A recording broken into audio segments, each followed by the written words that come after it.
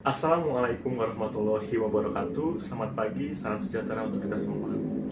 Perkenalkan, nama saya Ahmad Zatnika Purwalaksana. Saya merupakan dosen prodi fisika FMIPA Universitas Negeri Jakarta. Selamat datang di mata kuliah elektronika. Baik, saya akan menjelaskan deskripsi umum terkait mata kuliah ini. Jadi mata kuliah ini adalah mata kuliah wajib untuk mahasiswa prodi fisika. Nah, apa saja sih yang akan kita bahas di mata kuliah ini? Kita akan bahas tuntas terkait dengan konsep dasar rangkaian elektronika.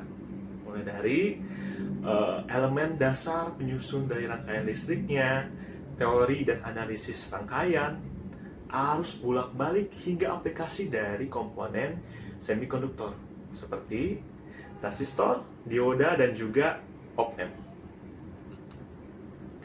Menariknya, kelas ini berpusat pada mahasiswa, di mana kita akan menggunakan metode team-based project learning. Mahasiswa akan banyak berkolaborasi di dalam suatu grup untuk memecahkan masalah nyata. Nah, harapannya setelah mengikuti mata kuliah ini, mahasiswa tidak hanya paham terkait dengan teori saja, tapi juga mahir dalam menganalisis rangkaian listrik dan juga penerapannya langsung ke dalam rangkaian semikonduktor.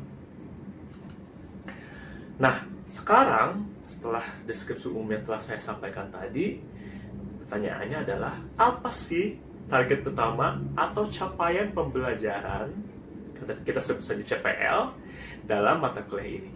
Nah, secara khusus mata kuliah ini mendukung 4 poin CPL dari program studi fisika, mencakup karakter, pengetahuan, dan juga keterampilan mahasiswa. Oke, kita bahas singkat terkait dengan CPL ini. Yang pertama ya, kita ambil CPL 1 di mana ini terkait dengan karakter. Di sini kami tidak hanya mencetak ilmuwan saja, tapi individu yang memiliki integritas, disiplin, dan mampu berpikir kritis dan inovatif serta bisa berkolaborasi memecahkan masalah dalam tim. Lalu ada CPL 2 di mana di sini mahasiswa akan dilatih bekerja mandiri ataupun berkelompok untuk mulai dari menganalisis dengan data menggunakan kaidah saintifik yang baku hingga kemampuan mengkomunikasikan dan mempublikasikan gagasan solusi yang mahasiswa temui secara tepat.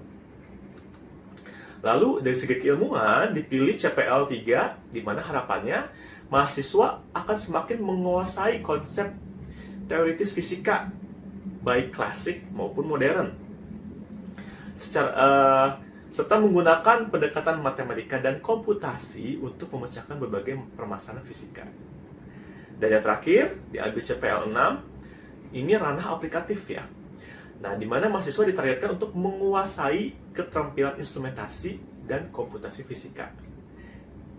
Keterampilan ini sangat esensial sebagai modal mahasiswa untuk melakukan sintesis dan karakterisasi material di bidang penelitian yang lebih luas nantinya. Nah, seperti itu. Itu adalah CPL yang ada di mata kuliah ini. Lalu, pertanyaannya, bagaimana kita mencapai target lulusan di kelas ini yang tadi dijelaskan? Nah, jadi dalam perjalanan mahasiswa ini satu semester ke depan, kami sudah merancang ke dalam 5 capaian pembelajaran mata kuliah atau kita sebut CPMK. Kita mulai dari CPMK 1, di mana kita akan membangun fondasi dengan mengkaji dan menganalisis konsep dasar serta elemen-elemen penyusun dari rangkaian listrik. Lalu CPMK 2, mahasiswa akan belajar bagaimana menggunakan berbagai teorema rangkaian untuk menganalisis sirkuit yang bersifat resistif. Melangkah ke CPMK 3, kita di sini akan mulai berkenalan dengan komponen yang dapat menyimpan energi seperti kapasitor dan induktor. Di sini mahasiswa ditantang untuk menganalisis respon dari rangkaian diferensial order 1 dan order 2. Selanjutnya di CPMK 4, di sini akan semakin menarik karena sebelumnya itu kita membahas terkait dengan arus searah atau DC. Nah, di sini kita akan masuk untuk menganalisis rangkaian arus bolak-balik atau AC. Nah, sebagai puncaknya ada di CPMK 5, di mana mahasiswa akan menerapkan semua pemahaman yang tadi ke dalam dunia semikonduktor. Kita akan menganalisis prinsip kerja dan penerapan komponen seperti dioda, transistor, dan juga op amp. Nah, tentu saja, untuk menaklukkan semua target yang sudah kita bahas tadi, Anda tidak akan berjalan sendirian. Kita sudah menyiapkan beberapa bekal atau referensi utama yang akan kita gunakan untuk membantu Anda selama 1 semester ini. Yang pertama, referensi wajib yang akan digunakan adalah buku dengan judul Introduction to Electric Circuit dari Dorff. Buku ini sangat luar biasa ya, karena di sini akan menguatkan fondasi matematika dan logika Anda dalam menganalisis sirkuit listrik, mulai dari dasar hingga arus bolak-balik. Oke? Yang kedua, ada buku dengan judul Electronic Principles. Ini cukup famous juga, dari Malvino. Buku ini akan menjadi panduan andalan ketika kita sudah masuk ke dunia semikonduktor seperti dioda, transistor, dan op amp. Nah, selain buku, saya juga akan menunjukkan bagaimana teori elektronika ini di kehidupan sehari-hari yang diaplikasikan ya. Nah, sebagai studi kasus, saya akan ambil dan membedah suatu publikasi dari penelitian saya dan tim yang dipublish di Journal of Physics dengan judul Sistem Otomasi Kontrol Kualitas Nutrisi pada Reservoir Hidroponik. Nah, melalui paper tadi, Anda akan melihat langsung bagaimana konsep elektronika untuk menciptakan suatu teknologi cerdas yang bermanfaat di bidang pertanian. Nah, ini sangat relevan ya dengan team-based project yang akan mahasiswa lakukan ke depannya. Nah, selanjutnya pertanyaan yang ditunggu-tunggu oleh mahasiswa pastinya. Bagaimana sih caranya untuk mendapatkan nilai bagus? Atau let's say nilai A gitu ya di mata kuliah ini. Nah, karena mata kuliah ini menekankan pada aplikasi nyata, bobot penilaian terbesar jatuh pada project based learning, yaitu sebesar 55%. Nah, jadi kolaborasi tim dan eksekusi project yang mahasiswa lakukan adalah kunci utama kelulusan dari kelas ini.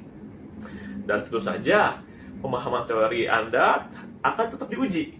Lewat apa? Lewat ujian tengah semester dengan bobot 15% dan juga ujian akhir semester dengan bobot 20%. Dan untuk yang terakhir, untuk memantau progres perjalanan mahasiswa sehari-hari, ada komponen tugas harian dan kuis yang masing-masing bobotnya 5%. Jadi pesannya adalah maksimalkan kerja Anda dalam tim project ini dan pastikan fondasi teori tetap kuat saat ujian. Nah, oke. Saya akan menantikan proyek-proyek inovatif dari mahasiswa yang akan mengambil mata kuliah ini di semester ini. Selamat belajar dan sampai jumpa di kelas nanti. Oke, Assalamualaikum warahmatullahi wabarakatuh. Selamat pagi semuanya. Salam sejahtera untuk kita semua. Oke, hari ini kita akan masuk ke chapter resistive circuit ya. Ini adalah pertemuan ketiga. Nah, hari ini kita akan membahas bagaimana kita akan menganalisis rangkaian yang di dalamnya hanya terdiri dari sumber tegangan dan juga hambatan, seperti itu. Oke, sebelum kita mulai, seperti biasa, kita berdoa dulu menurut kepercayaan dan agama masing-masing, agar hari ini banyak manfaat yang kita peroleh ya. Berdoa menurut kepercayaan dan agama masing-masing, dipersilahkan.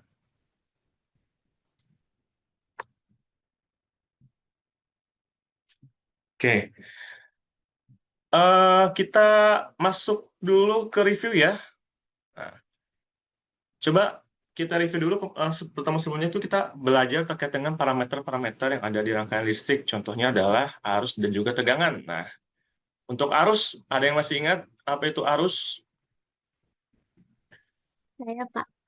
Arus itu merupakan laju perubahan muatan listrik terhadap waktu di suatu titik tertentu dalam rangkaian di mana rumusnya itu I sama dengan dq per dt.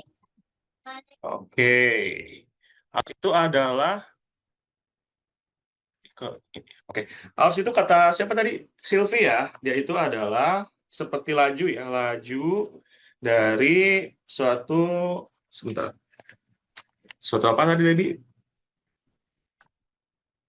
Muatan ya. Sebentar ya. Laju perubahan muatan listrik terhadap waktu di suatu titik tertentu dalam rangkaian. Rumusnya apa tadi? I sama I dengan sama dengan dq Nah, dt ya. Jadi per dt. turunan muatan terhadap waktu. Artinya ini mirip dengan kecepatannya. Jadi seberapa cepat muatan di sini kan berarti elektron bergerak itu adalah arus seperti itu. Jadi kalau misalnya arusnya semakin besar, berarti muatan listrik yang mengalir pada suatu rangkaian tersebut juga semakin cepat gitu ya. Oke, satu lagi tegangan. Bagaimana tegangan? Ada yang bisa? Saya Bapak. Tegangan itu diartikan sejumlah energi yang diperlukan untuk memindahkan muatan tertentu antara dua titik dalam sebuah rangkaian listrik, di mana rumusnya itu V sama dengan dW per dQ. Oke, berarti masih ada dW per D? dQ. Oke. Oke, berarti masih pada ingat ya. Nah, arus sama tegangan ini, keduanya adalah parameter yang akan selalu melekat ya, karena ini kan bisa menjelaskan sifat dari rangkaian listriknya gitu ya.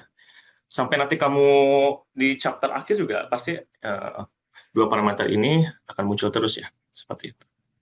Baik, untuk hari ini kita akan belajar terkait dengan hukum Kirchhoff ya, dan juga rangkaian seri dan juga pembagi tegangan seperti itu. Untuk pembagi tegangan, sorry. Satu lagi adalah rangkaian paralelnya akan dibahas di minggu depan.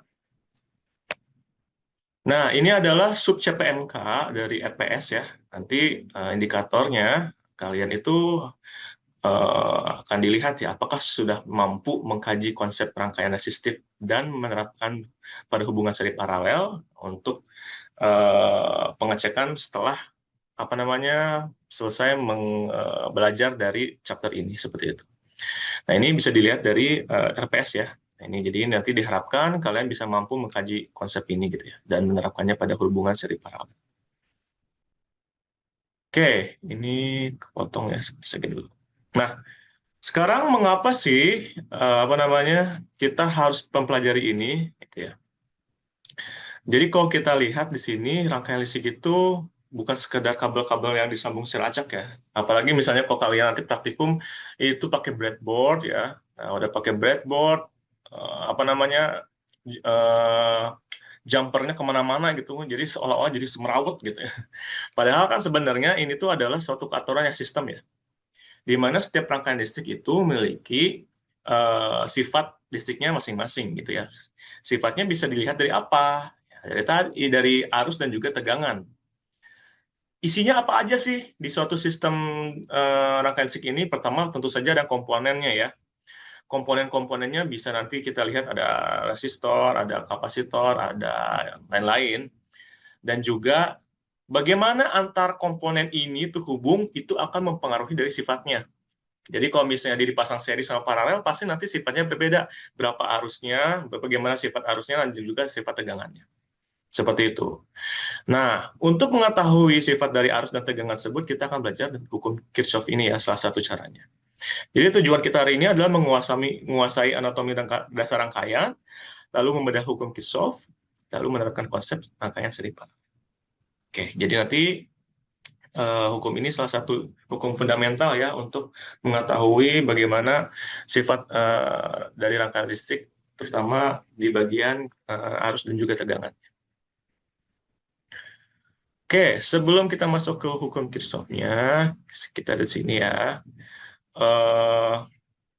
Di sini.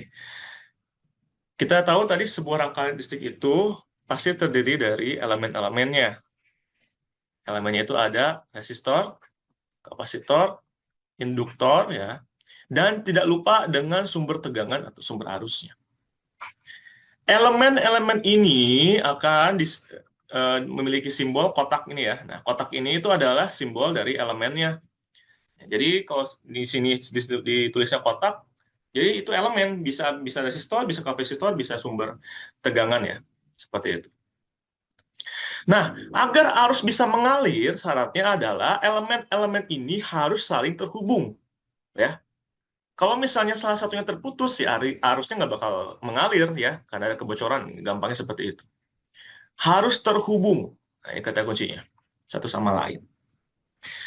Tempat di mana elemen-elemen listrik ini terhubung disebutlah dengan nodes. Nah, kita harus tahu dulu istilah nodes ya untuk mengetahui hukum Kirchhoff ini. Coba lihat, perhatikan di gambar A ini. Ini ada berapa elemen? 1, 2, 3, 4, 5, 6 ya. Ada 6 elemen ya. Dihubungkan lah ya semuanya ini secara kasar seperti gambar di A. Lalu kita bisa rapihkan ya menjadi gambar di B. Coba kita lihat. Elemen 1 sama elemen 2 sama elemen 3. Dia saling terhubung, ya kan? Bersama dengan elemen 4. Jadi mereka ini saling terhubung nih. Lewat apa? Lewat jalur ini. Betul? Maka ini disebut dengan node A. Di sini kita buat. Node A ini adalah jalur penghubung antara elemen 1, 2, 3, dan 4. Begitupun node B. Kalau node B berarti dia jalur penghubung ya, tempat penghubung ya, terhubungnya elemen 1, 2, 3, dan 6. Sedangkan yang D itu adalah penghubung antara 6 dan 5, dan yang C itu penghubung antara 4 dan 5. Nah, sehingga di sini ada 4 node. Siapa namanya? Gustav Robert Kirchhoff, yang dimana pada tahun 1847 beliau adalah profesor di Universitas Berlin, merumuskan 2 hukum penting yang sangat famous. Yang satu adalah Kirchhoff Current Law atau kita sebut KCL, satu lagi adalah Kirchhoff Voltage Law atau KVL. Nah, pertama kita bahas yang KCL ini. KCL ini berarti berkaitan sama arus. Kalau KCL ini pasangannya nanti sama node, makanya kita tadi belajar dulu node. Apa katanya? Nah, katanya, ini kita slide selanjutnya aja ya. Hukum KCL ini katanya adalah jumlah aljabar arus masuk dan keluar dari suatu node pada setiap saat haruslah 0. Jumlah aljabar, jadi jumlah yang masuk ya, Pak, jumlah arus masuk sama keluar dari suatu node. Gitu. Nah, sekarang kita lihat di sini, ada gambar di sini ya, ada arus masuk, ada arus keluar. Ini node-nya dong, ya kan? Nah, di sini kita buat bahwa kalau misalnya arusnya masuk ke node itu dikasih tanda negatif, ya kan? Nah, negatif, ini harusnya positif I4 ya. Sorry ya. Nah, sedangkan yang keluar itu adalah yang positif tandanya. Di sini kita lihat yang masuk itu adalah I1, berarti nanti kita tandain I1 ini adalah minus. Yang keluar ada I2, I3, I2 sampai I4. Ini harusnya plus ya. Nah, jadi kalau kita jumlahkan berarti min I1 ditambah I2 tambah I3 sama tambah I4 sama dengan 0. Seperti itu. Oke, ada yang mau tanyakan sampai sini? Saya izin bertanya, Pak. Iya, silakan. Untuk KCL sendiri itu apakah tanda positif dan negatifnya dari arus itu masih bisa masuk, itu bisa berubah-ubah atau gimana? Oke, arusnya bisa berubah-ubah atau tidak? Tandanya kan maksudnya? Ini kenapa gini sih? Oke, tanda arusnya ya? Oke, tandanya itu sebenarnya bisa nggak sih Pak kalau misalnya yang masuknya itu adalah positif, yang keluarnya itu adalah negatif? Boleh-boleh saja, asalkan kalian gunakan kesepakatan aja ya. Jadi digunakan misalnya kamu pinginnya yang masuk itu adalah, misalnya yang masuk kamu buat jadi positif ya, sedangkan yang keluar negatif. Kamu pakai pernyataan ini untuk semua node di rangkaian yang akan kamu analisis. Ya, gitu. Jadi pakai itu terus-terusan. Nah, gitu. Cuman untuk memudahkan di perkuliahan ini ya, kita coba aja sepakati ya, kalau misalnya masuk itu negatif, keluar itu positif. Gitu. Oke? Nah, jadi yang tadi kita belajar terkait dengan KCL. Selanjutnya adalah KVL. Kalau KVL pasangannya adalah loop. Ya. Nah, sebentar. KVL ini adalah pasangannya loop. Jadi kalau KCL node, kalau KVL loop. Loop itu apa sih? Nah, loop itu adalah lintasan tertutup dalam sebuah rangkaian yang tidak melewati node atau titik perantara lebih dari sekali. Oke, kita lihat nih. Maksudnya apa sih lintasan tertutup ya? Dan tidak boleh node-nya itu 2 kali terlintasi ya. Misalnya ini disebut dengan loop. Oke, loop ya. Kenapa? Karena melewati node A sama B cuma sekali. Ini loop juga. Yang ini loop juga karena di sini hanya melewati node A, C, D sama B sekali doang. Terus loop besar bisa segini? Bisa. Ya. Yang nggak bisa yang gimana? Yang nggak bisa gini arusnya. Gini nih. dari sini, ya kan, ke sini, udah gitu balik lagi ke sini. Nah, nah ini dua kalinya yang mana? Berarti yang A ini dua kali, ya kan? Nah ini nggak bisa disebut loop. Ya, jadi nggak boleh melewati si not lebih dari sekali.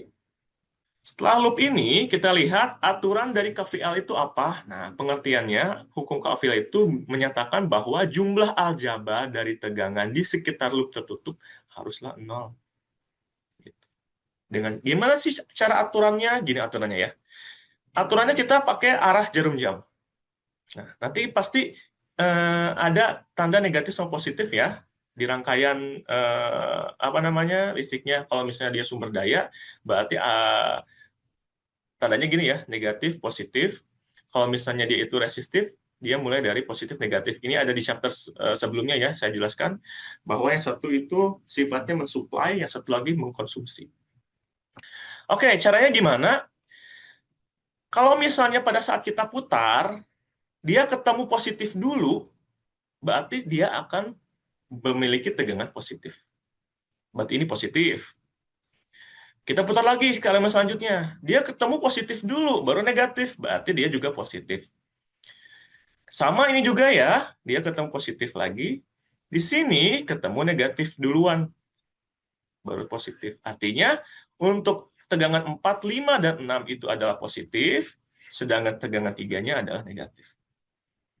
Nah ini aturannya, sehingga nanti didapatkan persamaan ini ya, KVL-nya. Oke, selanjutnya kita coba exercise yang nomor ini. Silakan ada yang mau coba? Saya mau coba, Pak. Oke, sebentar. Di sini aja ya. I2-nya Sebentar, berarti... Pak. I2-nya sama dengan min 6 tambah 2 berarti min 4 ampere. Oke, betul. Min 4 ampere ya. Artinya sebenarnya arah harusnya ya si I2 itu harusnya kebalikannya ya. Iya, Oke, Pak. sip. Terus Bentar. yang mana lagi? Yang ini I2 sudah berarti 4 ya. I4, Pak. Oke, kamu sebut aja deh, saya I4. chat, saya tulis biar Oh rapi. ya. Ya, Berarti maaf, Pak. gimana? I4 itu kan ada di note yang Ini. sampingnya note yang tadi. Ya, di situ. Terus, Yang masuk itu ada yang 3 ampere berarti minus 3 ampere. oke. Terus yang keluar itu I4 berarti tambah I4 sama tambah 6 ampere. Oke. Jadi I4-nya berapa? I4-nya sama dengan eh, I4 sama dengan 3 kurang 6 sama dengan min 3 ampere. 3 ampere ya. Oke. Ya, Oke, sip. Nah, bisa ya? bisa, Pak. Copy. Oke. Adalah harusnya gitu. Nanti kalian bisa coba untuk mencari tegangannya ya. Ini V2-nya. Berarti satu aja deh. Coba ini yang V2-nya. Berarti loopnya gimana nih yang tegangan V2 berarti berapa? Kita pakai loop ya. Ya, Pak. Berarti yang Berarti pakai yang KVL kan, Pak? ya KVL berapa jadinya?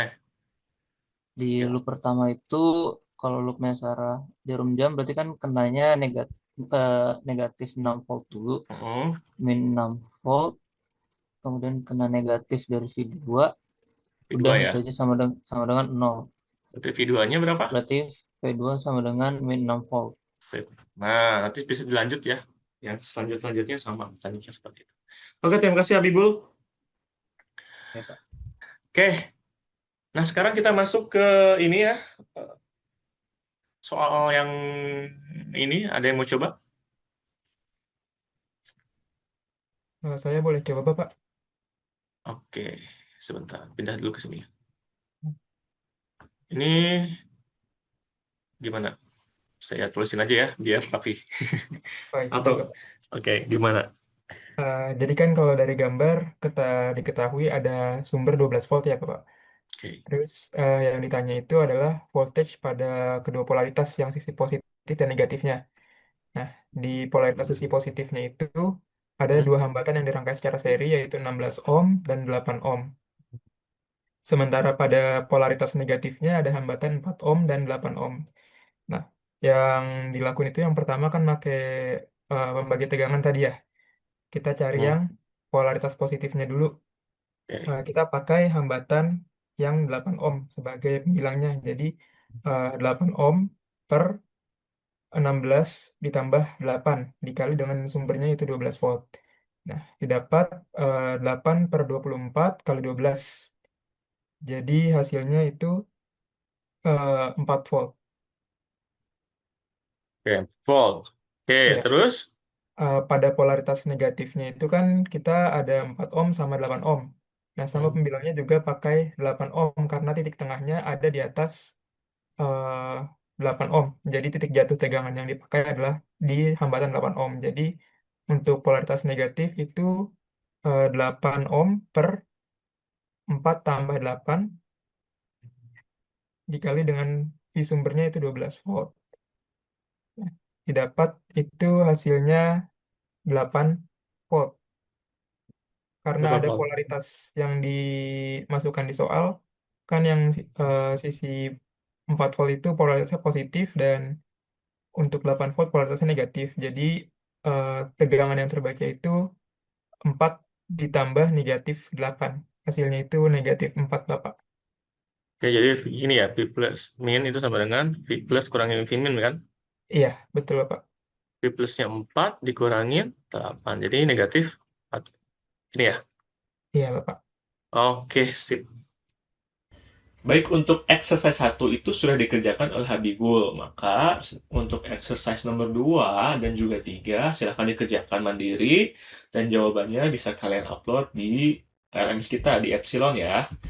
Di sini nih, di bagian tugas 1. Oke, saya tunggu jawabannya ya. Kita cukupkan pertemuan kita hari ini. Selamat menjalankan aktivitasnya kembali. Saya tutup. Wassalamualaikum warahmatullahi wabarakatuh. Selamat pagi semuanya.